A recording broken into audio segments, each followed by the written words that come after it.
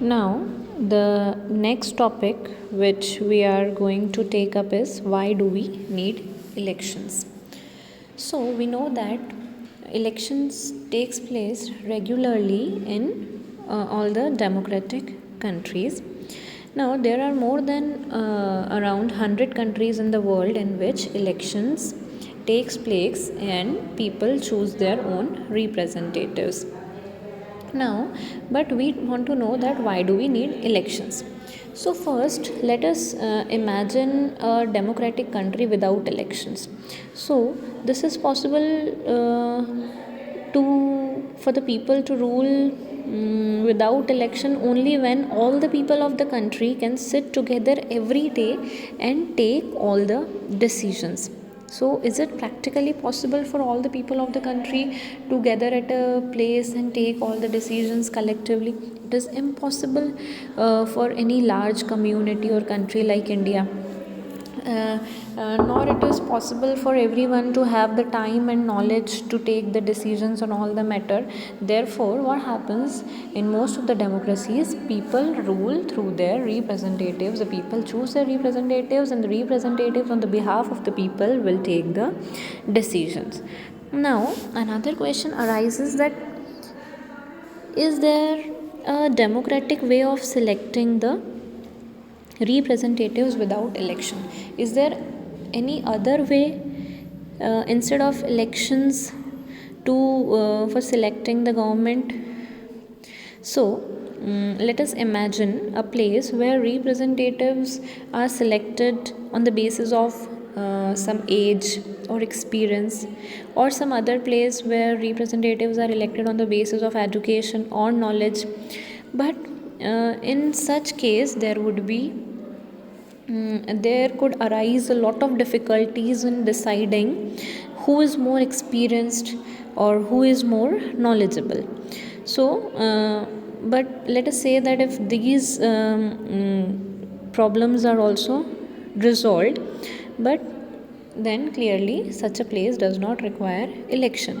But we cannot call such places democratic, because we cannot find out that the people who are being chosen on the basis of age or basis of knowledge are liked by the common people or not. And after all, democracy is all about the likings of the people, because it is for the people, by the people, and of the people. The whole soul of the democracy lies with the people. So we cannot ensure in such kind that the representatives are ruling as per the wishes of the people, and we will even not be able to know that the people who are the people who do not like the representatives, and they do not want the representatives to remain in power or government. So this there may be a number of problems each after the other if the elections are not conducted. So this requires a mechanism by which people can choose elect the representatives at regular intervals, and they can also change them if they wish to do so. And this mechanism is only known as elections. So this mechanism only we are following, that the people can in elections the people can choose their representatives, they can choose them at regular intervals, and they can also change them if they do not wish them to rule in the next upcoming elections. So therefore elections are considered essential in the present times for any representative democracy. Now we will see that in the elections, voter makes many choices. Voter means the common people can make many choices, and they can choose who will make the laws for them, they can choose who will form the government for them, and who will take their major decisions. The people can also choose the party whose policies will guide the government and make the laws. So there are many choices which the elections presents before the people in order to make a good government. Now, next topic is what makes an election democratic. So, elections can be held in many ways. All democratic countries hold elections, but most non-democratic countries also hold some kind of elections. So how will we differentiate between democratic elections from any other non-democratic elections? So, there are some minimum conditions for a democratic elections. We will go through some 4 or 5 conditions which ensures that the elections which are taking place are democratic. So, the first condition is that everyone should be able to choose. This means that everyone, all the citizens of the country, must have one vote, and every vote should have equal value. There should be no discrimination on the basis of caste, gender, or rich or the poor. No discrimination should be there. All the people in the country should be given equal one vote, and that one vote should have equal value. Now, the second condition is that there should be something to choose from. It means there should be different parties and candidates. They should be free to take part in the elections and should offer some choice to the voters so they can choose from different parties.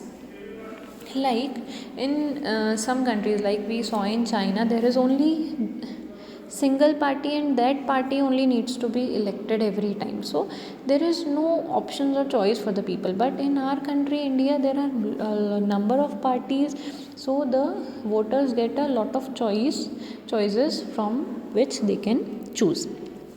Now, the third one is that the choices should be offered at regular intervals. It means that elections must be held regularly after every few years, and that time period is fixed in India to be 5 years.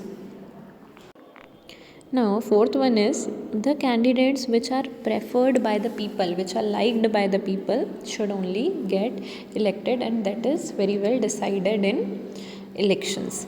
Now, the last one is elections should be conducted in free and fair manner where people can choose what they really wish.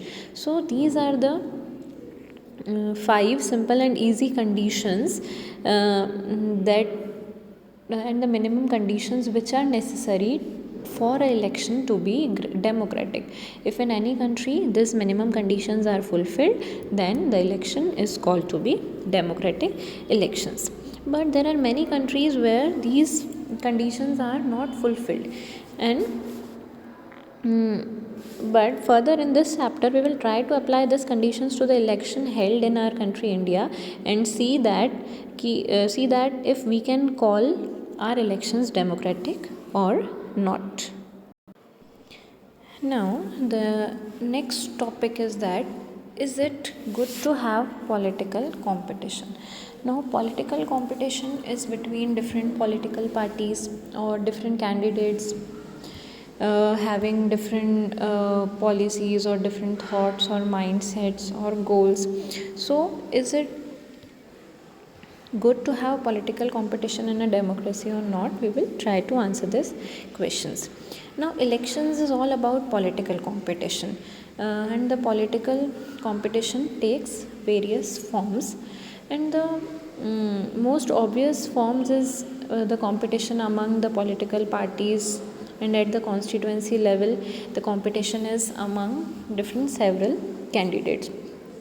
And if there is no political competition, election will become pointless and meaningless, because election is all about offering choices to the people, and if there will be no choice, then there will be no sense holding an election. Now, it is very clear that an electoral competition has many demerits or many disadvantages. What disadvantages it has? So, it creates a sense of disunity and fractionalism in the same region or locality only. Many people complained about different political parties, and different political parties and leaders often level different allegations against one another. And the parties and candidates also use dirty tricks to win the elections. And some people say that this pressure to win the electoral fights does not allow long term policies to be formulated. So, because of this, some good people who might be wishing to serve the country but they do not want to enter this dirty atmosphere of fights, allegations, and all, and they do not like the idea of being dragged into unhealthy competition, and that is why they do not enter this area only. Now, when our constitution was being made, our constitution makers were very well aware of these problems also, which could occur due to electoral competition. But in spite of being aware of these problems, they opted for free competition and elections as the way to select our future leaders. And they did so because this system of choosing from a electoral competition works better in long run or long term.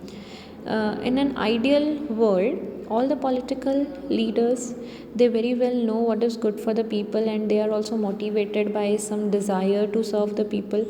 So political competition is not necessary in such an ideal world, but this is not what happens in actual real life, because political leaders today are like other professionals. They are motivated by a desire to advance their own careers. They want to remain in power for more and more time and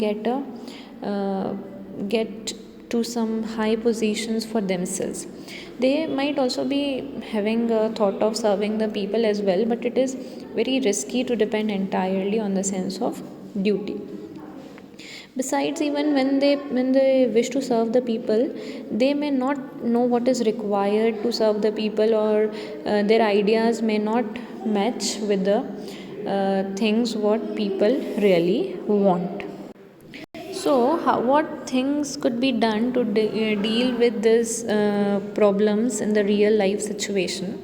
So, what the things which could be done are given in this paragraph.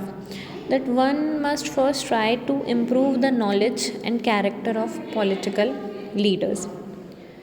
The next way is to set up a system where political leaders are rewarded. They are being given some prize or some honor for serving the people, and they must be punished for not doing so. Now, who should decide this reward or punishment? So the simple answer is the people should decide this. This is what electoral competition does. Now, regular electoral competition provides incentives to political parties and leaders. They know that if they raise issues that the public want to be raised, their popularity and chances of victory will increase in the next election. But if they fail to satisfy the needs and the wishes of the people, they are not going to win again. So, if a political party is motivated, only they are having in their mind to get in power or to get some good positions, and they are not serving the people at all, they will not come in power the next time. So, even if they want to be in power, there should be the sense of serving the people as well. So, this is how the whole system works. So, here one example is given that even if a shopkeeper is interested only in his profit, he is forced to give good services. If he gives good services and he earns some profit also, there is no problem. And but if he is not giving good services and only having in mind to earn profit, then the customers is not going to go on the same shop for the next time. The customer will change the shop. In the same manner, the customer can change the government or the political party or the candidate as well.